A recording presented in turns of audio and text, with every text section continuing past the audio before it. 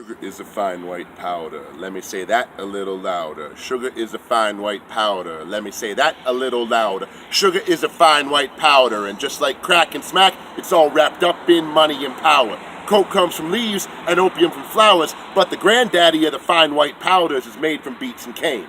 People hear the word drugs, they usually think of gangs. They think of cold-blooded killers with Latin last names selling PCP, LSD, and Mary Jane, moving meth, ecstasy, and crack cocaine. People hear the word drugs, they think shackles, jails, and chains, suffering and pain, blood money, backstabbing, innocents slain, but there is no such stigma attached to sugarcane.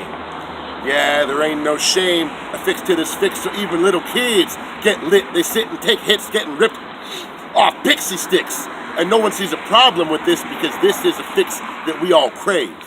And we are not ashamed, although we know it was built on the backs of black slaves. So I tell y'all that sugar is a fine white powder, and I want it to ring in your brain a little bit louder.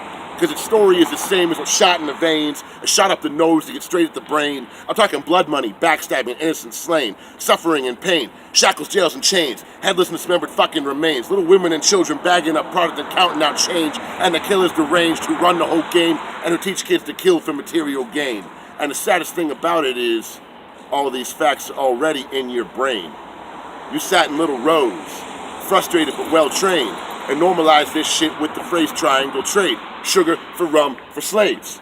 Europeans ruled the waves and got money and power off of little grains of white powder. None of this history is shrouded in mystery. When the founding fathers sat and authored history, they wrote it as a toast to those who could rip the most from Africa's coast and put them to the yoke on plantations of white powder to fund the guns of white power. The foundation of our nation, the Independence Declaration, was signed by kingpins who ran drug plantations.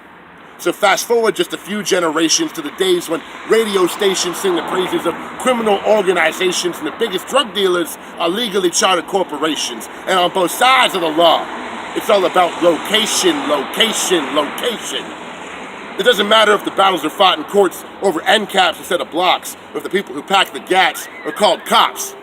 It's still cash crops to define the line between the haves and the have-nots. Y'all are just too high on sugar to call them crimes when they're committed by the criminal minds on top.